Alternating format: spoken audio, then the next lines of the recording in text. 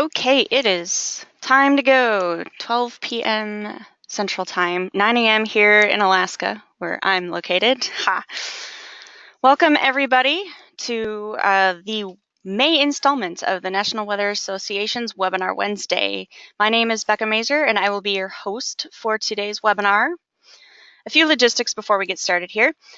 Everybody will be kept on mute for the entirety of the talk, but you can ask questions throughout the webinar by either using the question feature on the GoToWebinar GUI, or you can ask your question on Twitter using the hashtag NWA Web-Wed. And you can see that hashtag on the first slide here of Marc's presentation. So I will then read the questions at the end of the presentation.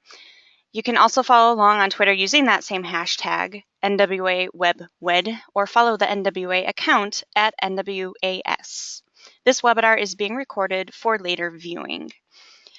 All right, so I am pleased to introduce our speaker today, Marc Austin.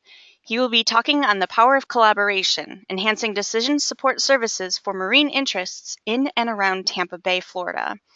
Marc is a lead forecaster at the National Weather Service in Tampa Bay and has been there for almost 3 years. He is the liaison to Port Tampa Bay and is the Ecological Services Program Manager there at the NWS Tampa Bay office. Marc, take it away. Very good. Thank you, Becca. I appreciate the introduction and the opportunity to share this with you today. Some of you might be scratching your head saying, why on earth did you put 2 pictures of yourself on the first slide here? But I have twins that are now almost 14 months old. So, you know, I'm a cheesy dad. I have to brag on both of them and show their picture. So disregard my face being on there twice. You can ignore that. But look at those cute little babies. Anyway, I will move on to what I intend to talk about today. So what I really want to focus on is how collaboration, not just across government entities, which is what I'm going to be highlighting today, but across the entire weather enterprise, in fact, can lead to innovative ways to solve problems and ultimately support our end users in a better way. So this whole thing, this concept of a marine channels forecast, which I'm going to be laying out for you today, really started around the time of the pilot projects, but even just a little before. Back in 2011, the National Weather Service, after suffering a number of very deadly weather events, a lot of those being tornado events, unfortunately, kind of chartered this Weather Ready Nation concept. And as part of that, they developed these pilot projects across various areas across the country. And you can see them here, but obviously Tampa is one of the areas that was selected for that. And there were a number of goals in that pilot project. The one I'm going to be speaking about is, of course, this marine channels forecast development.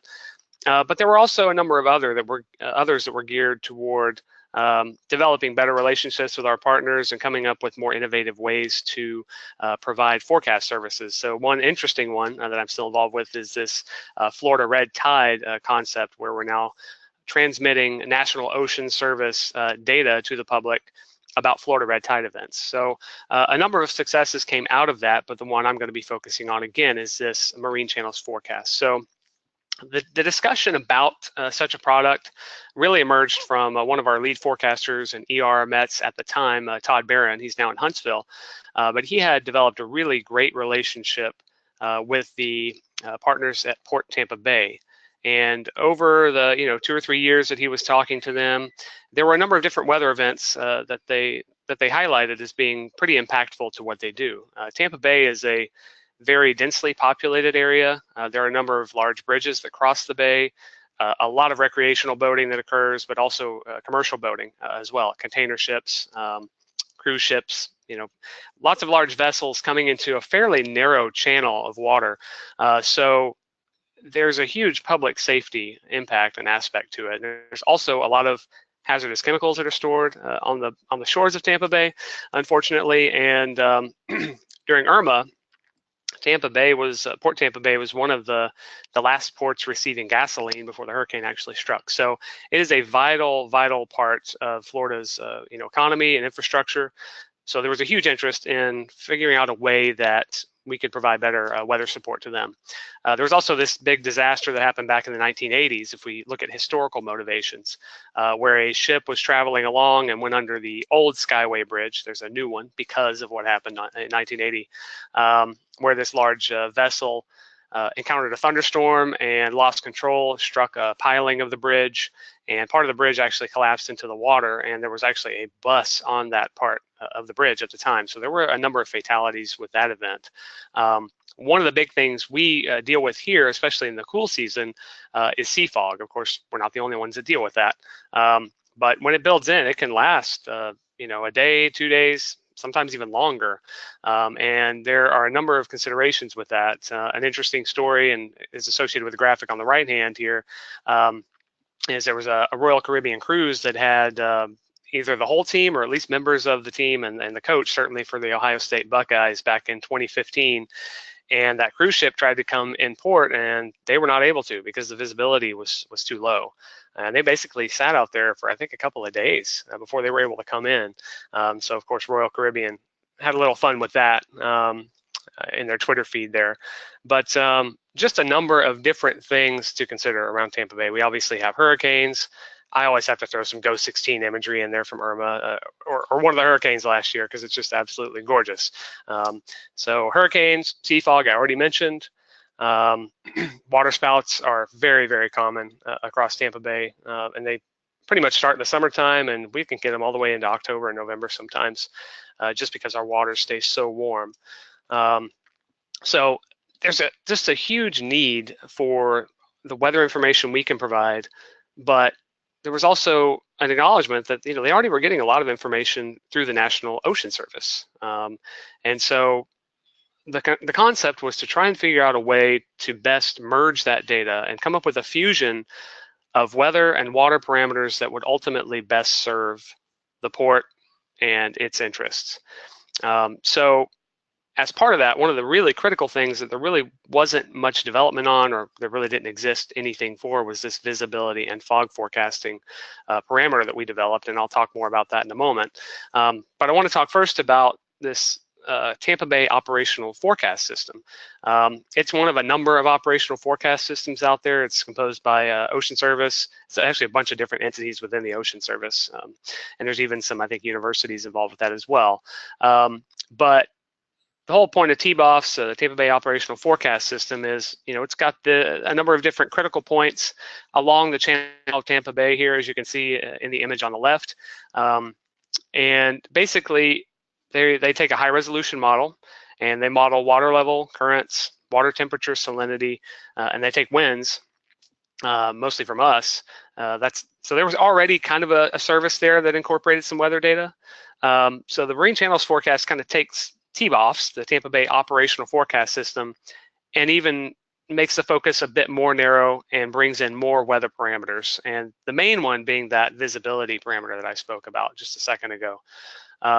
And if you go to the website for TBOFS, I don't have it up here, but I obviously can share that, if anyone's interested at the end of the presentation. Then you're going to see, you can view time series plots of any of these variables listed, and even 2D mapped versions. But we're going to see the Marine Channels Forecast also accomplishes a lot of the same things and then adds on to that. So I just wanted to show you where a lot of the other operational forecast systems are. Those are maintained, again, by primarily the National Ocean Service. And again, there's a bunch of other partners that they've worked with to develop these. Some are more detailed and have more points than others, and some are slightly less detailed. But one of the foundational kind of key points to take away from my discussion about these operational forecast systems is that they're really a necessary component for what we ultimately developed in the Marine Channels Forecast. So when I start talking toward the end about the desire for us to try and share this or spread it to other areas that are interested, it's important to note that they really need to have an operational forecast system as a foundation before we can actually implement such a thing. So there was a ton of work that went into this, and this all happened ultimately before I even arrived in the Tampa Forecast office back in 2015.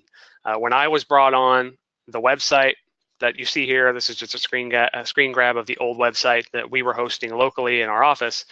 That page had been developed, all the parameters have been developed, everything I'm going to show you in the next couple of minutes had already been set up. So my goal was then to assist in the transfer of this service back over to the Ocean Service, and I'll tell you why that's important in just a second. But the main components of the Marine Channels Forecast, this is basically what it was initially. we have this web page. We had selected 13 strategic points along the channel of Tampa Bay, beginning all the way out at Sea Buoy, which is beyond the mouth of Tampa Bay, and the bottom left image there, the farthest west point. And then charted those all the way back up to where the actual port is, in the upper right part of the bay there. You can see that last red point. So we developed a suite of graphical products and also a text tabular forecast. So this is what that tabular forecast looked like. If you clicked on any point there that was red, you would get a readout for a 24-hour forecast for that location. And a couple things I'm going to highlight in just a second, but that's what the tabular forecast looked like. There was also the graphical concept, the graphical layout that included the 2D type plan view images that you see on the left here, and what we would call cross sections. So basically taking one variable and plotting it at each location, each strategic location across the bay. That's what these images on the right would represent. And you're going to see more examples of that here in just a second, and I'll explain a little better. So if there's any confusion about that, give me just a second. The tabular part of the forecast, just want to highlight a couple things. There's the water level that comes straight out of the TBOFS data, the operational forecast system. And then there's the significant reduced visibility. So basically, that parameter is the probability that the visibility will fall below one mile. And I have to give credit to Ernie Gilson and Brian Roska in our office. They were the key developers of that specific parameter. Basically, it takes an ensemble approach. You know, we're moving toward a lot more probabilistic forecasting for use in determining what kind of impacts people might experience. And so it basically took all these different high resolution models that would model the lowest visibility due to fog, for example. It would take all of those and do kind of a nearest neighbor type calculation to determine what the probability of that visibility below a mile would be. And if you want more details on how that was developed, I'm not the person to ask, but I can certainly hook you up with the person that was the key developer in that. So that was the really big addition to what was already out there. And in addition, you also have the weather elements. Here it's fog, obviously. You would have thunderstorms, things like that listed as well. So that's the tabular part. The graphical part was kind of neat. I went ahead and did an animation. This is what it used to look like. And you can still do this on the new page as well. But basically, it's got the 2D maps, as I said, left here, and then the cross sections. So you could actually mouse over each individual hour and see how that forecast would change with time. So very useful, very nice page. But what I've showed you is all gone now. Well, not really. It's just different. So basically, as I mentioned before, when I was brought on to the National Weather Service in Tampa Bay, and I was kind of put in charge of this program or managing this service, we were in the process of transferring, the website development, everything like that, back to the National Ocean Service. And so some of you might be wondering, why would you do that if you spent all this time making such a nice page and all this?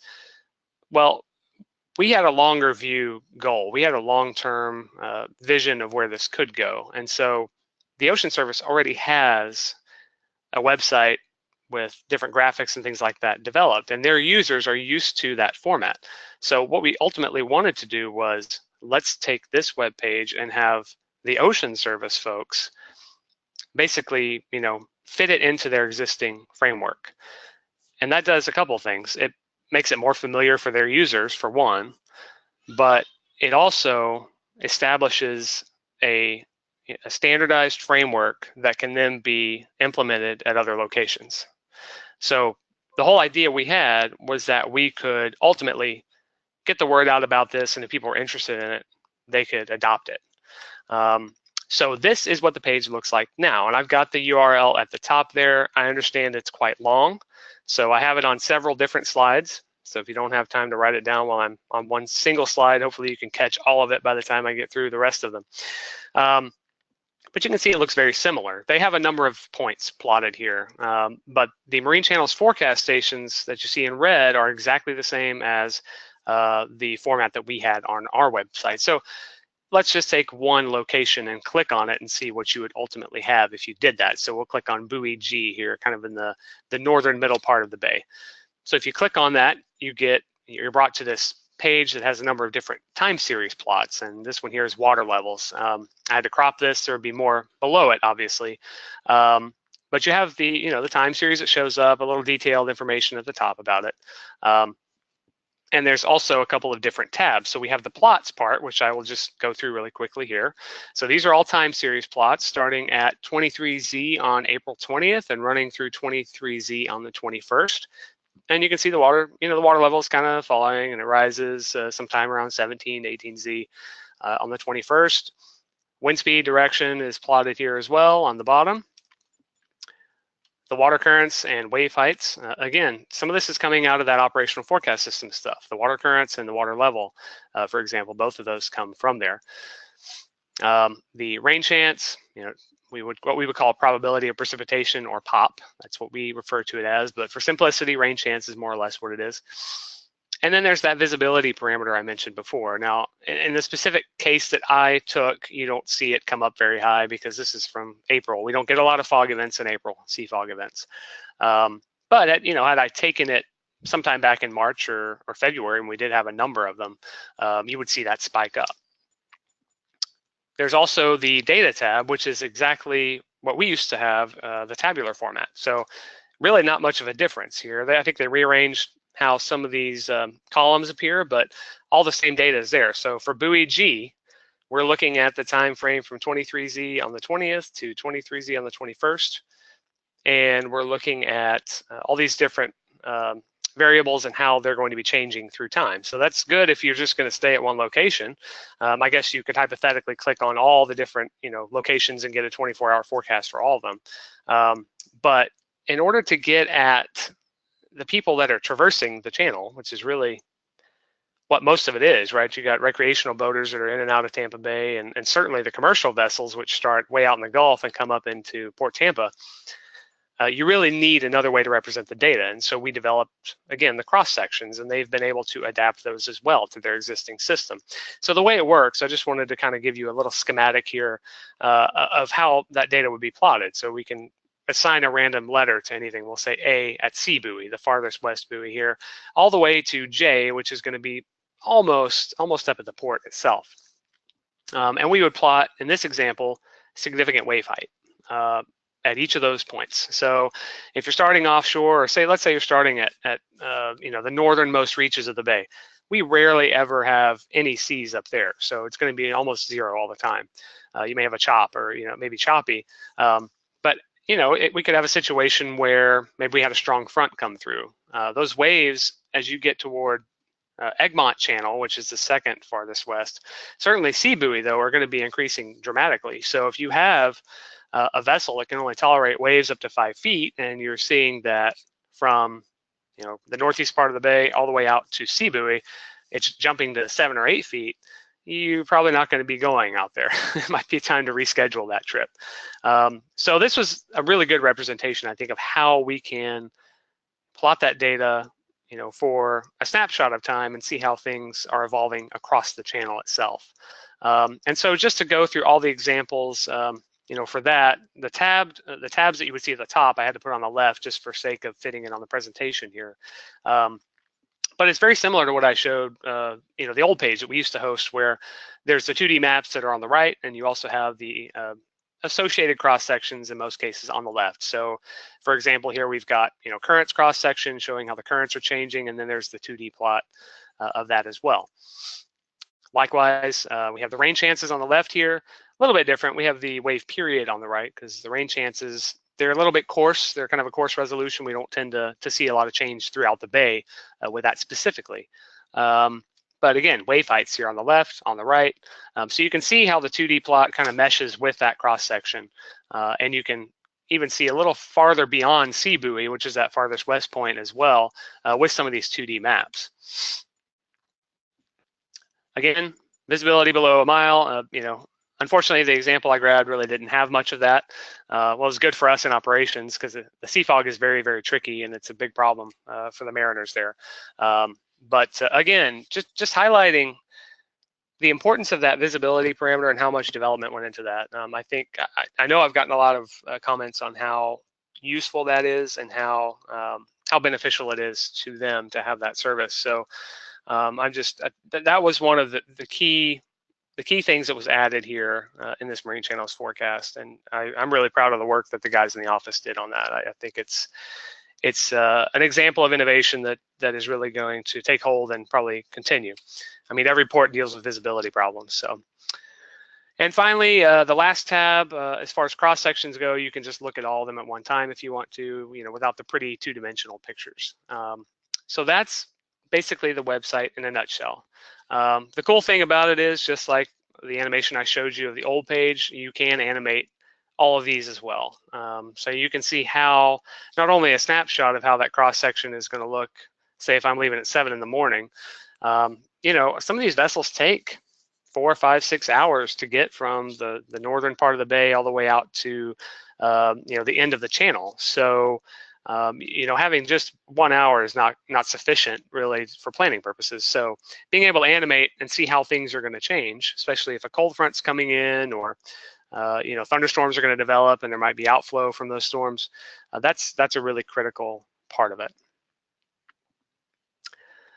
And I have to mention, I haven't mentioned Christina Urizar of the National Ocean Service. She was basically the key person on the Ocean Service side, and she handled all of the transition development from their end and got this whole web page up and running. She also put together a couple of really great user documents. So if you do end up going to this page and you're not really sure how to use it, or you're kind of confused because there's a lot of different colors there, you don't know what ports observation locations are, or the National Data Buoy Center locations, you want more familiarity with that, or certainly any of the products and how they're put together, she developed a great kind of how-to guide, how to interpret, how to use, and also a glossary of terms that explains the different hazards, weather hazards, some of the different thresholds and things that are covered in the service.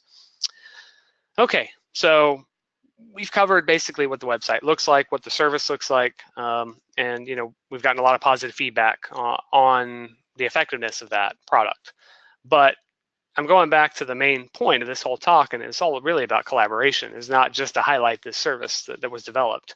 So, I think we kind of get locked in sometimes to our little bubbles and our safe areas where we feel comfortable. This is just an example of really mostly a NOAA collaboration. I mean, we did work with Port Tampa Bay, and USF was also involved in some of it.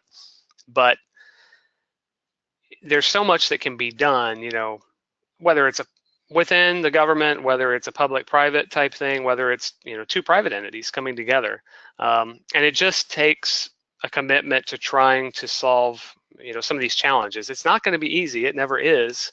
I have a few listed here. Communication's always a big deal. You're always going to have a different way of addressing things, different terminology. You're going to have different working hours. Certainly, if you work for the National Weather Service or within NOAA, if you're in a private company, you may have ridiculously long hours. There's always going to be challenges in how you communicate, but being able to commit to that long-term goal, even if it's going to maybe take longer than you want it to, ultimately can result in something that's fantastic, that is innovative, that's new, that serves the purpose that you're really trying to fulfill. There's always going to be technical problems. The transition itself, I mean, when I came on board in 2015, I think it took at least a year and a half from kind of when we kind of started talking about it to getting everything done. And it's not because there wasn't enough skill to get it done. It's because there were so many different, file formats, and there were, different agencies, the National Ocean Service, the National Weather Service, the National Centers for Environmental Prediction was involved as well, because we had to ensure that we had files updating regularly, and we wanted a framework that we could easily port over to another port. Pardon the pun there, but that we could easily move over to another area if they were interested in it. So we had to develop a relationship with them and work with their servers to make sure our data was getting over there, it was updating frequently, and we had to have a way to know that everything was working properly. And so all that was developed, but it took time, and it took a lot of conference calls, and it took a lot of solving miscommunications and misreadings. That stuff just happens naturally anytime you're working on a project, whether it's a big one or a small one. I kind of touched on this already, varying operational priorities. Again, we had a lot of national centers involved. We had Port Tampa Bay too. We all have different projects going on. We have different things that tug on us and pull us in one direction. But again, when you make that commitment to each other that this is something that is going to be valuable to someone, we're going to make sure we do it no matter what, then it's powerful. You can really overcome a lot of these hurdles. And the last one I'll mention again is that visibility product that took a lot of development, a lot of programming, the conceptualization of that and how it would look and what threshold we were going to use. There was a lot of interaction with Port Tampa Bay, who was interacting with some of their private interests as well. So there was a lot that went into that. So as far as future development goes, now that we've got, for Tampa Bay, we've got this marine channels forecast, what can be done now? Well, I kind of mentioned that the intent ultimately was to be able to move this to another location if they had an interest in it. And we have, we've had some informal conversation with some offices that have ports in their areas. A few of them are listed here. But again, the National Ocean Service, they have this kind of standardized method, this standard look and feel of their graphics. And now that we have this structure in place, it can be done. It ultimately is going to rely on having those operational forecast systems in place. And so this map shows when the National Operational Coastal Modeling Program, NOCMP, I guess, we have a lot of acronyms. Anyway, it shows when they expect that they're going to fully complete these operational forecast systems. And you'll notice for the Gulf Coast near Tampa, they say after 2021. Well, I believe they're looking at a larger scale, development, not just Tampa Bay. Tampa Bay is done. It's too small to even highlight on the map here. But they do have some that have been completed in other areas, parts of the Great Lakes, for example. But it's going to take time for them to get this operational forecast system fully developed in all of these areas, but there are some ports and some areas that do currently have an operational forecast system. So those are areas where we can then move, that's the foundational step. And once we have that in place, we can then start to innovate and develop kind of a marine channels forecast type product for those areas. So the strategy for rolling this out, expanding it, really, again, operational forecast, systems have to be in place. We already have a great relationship with the National Ocean Service. One of the big hurdles will probably be defining what those specific ports have as far as their challenges go. We know sea fog is big everywhere, but there might be ports that experience winter weather from time to time, and that could be impactful. And so that's something we would have to consider, or that office would have to consider. And there would probably be some local development that would go on there. But ultimately, it would all be within this standardized National Ocean Service framework with assistance from National Weather Service and the ports, the respective ports that we're trying to serve. So just to kind of wrap everything up here, this is just one example of what can be possible when we make a commitment to come together, no matter what our background is. I know public and private can kind of sometimes butt heads occasionally. Private and private can butt heads. Public and public can butt heads. So if we can just find a couple of key people that are going to say, hey, let's work together. Let's shake hands on committing to this service. Let's try and find a way to ultimately reach the people that really need our services. And let's just get out of the safe zone. Sometimes, again, we get stuck in these bubbles. I mean, I'm guilty of it too. Just sitting there at the AWEB's workstation, doing my forecasting. We have to kind of pull ourselves out of that from time to time and, start thinking about what challenges other people face from day to day. There are so many entities out there that we can reach in innovative ways, and it really just takes that commitment. That's the key. So innovation is fostered by working together, by all coming together and committing to the end goal. I just have a couple acknowledgments here. Obviously, there were tons of people that worked on this and made it successful well before I ever arrived here. So definitely want to give a shout out to them. And I know I mentioned most of their names, I think the ones I know personally anyway, but from the programmers that put the Ocean Service page together to our in-house programmers that put together the visibility and the initial web page, the interaction with Port Tampa Bay, which was initiated by Todd and a couple others in the office.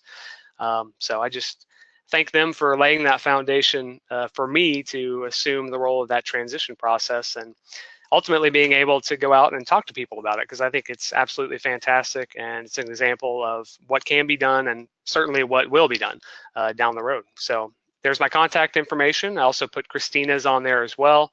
If you have any information or any questions, kind of more on the ocean service side, the operational forecast system, that kind of thing.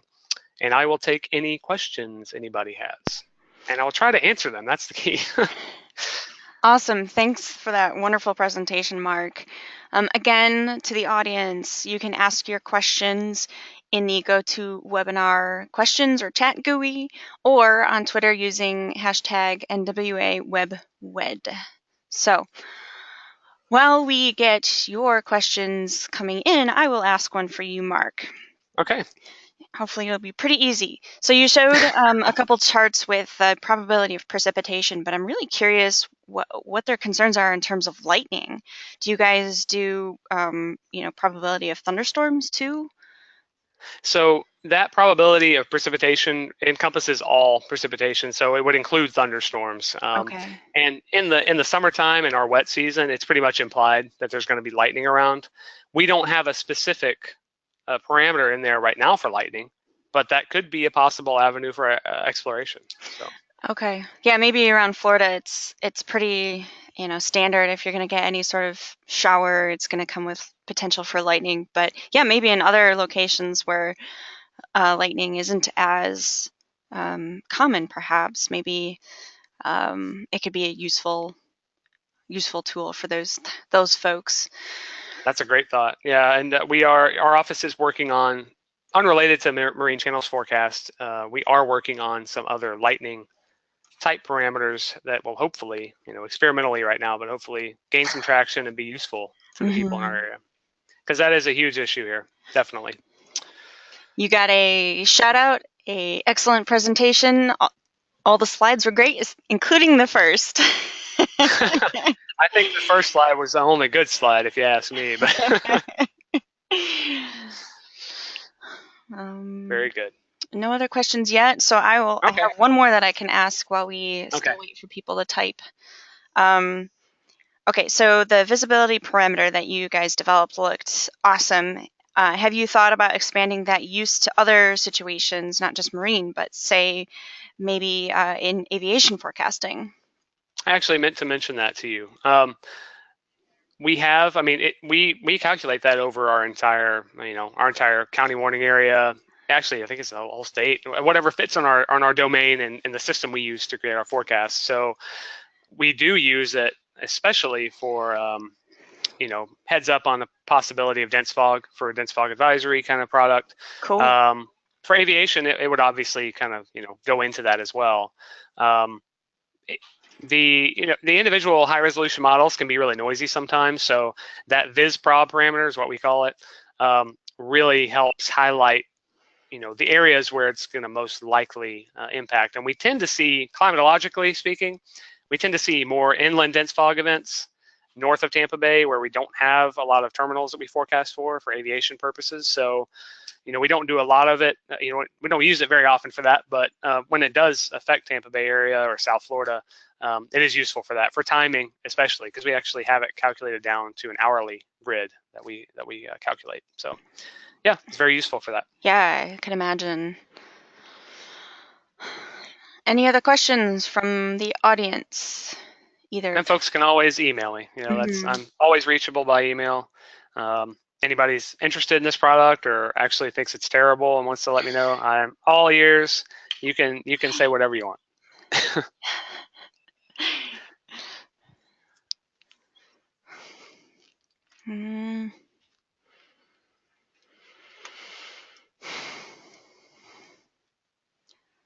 All right. I am seeing no questions coming in. Okay. I don't see any here either. So. All right. Well, thank you, Mark, for a very informative talk on your work enhancing information sharing with your marine partners. Kudos to you, your office, and all that worked on this project. It's a fantastic service to the marine customers, and I look forward to seeing it expanded across the weather enterprise. Also, I do too. also a big thank you to social media committee member Pat Hyland for live tweeting during this presentation. You did a great job. Thanks, Pat. All right, that is all we have for now. Please join us next month as the Societal Impacts Committee will present a group, more of a discussion type group on communicating urgency of extreme events with accuracy, consistency, and confidence. That webinar will be on June 6th at 12 p.m. Central Daylight Time, so mark your calendars. All right, thanks again, and we'll see you next month. Thanks, Becca. Thank you, Mark.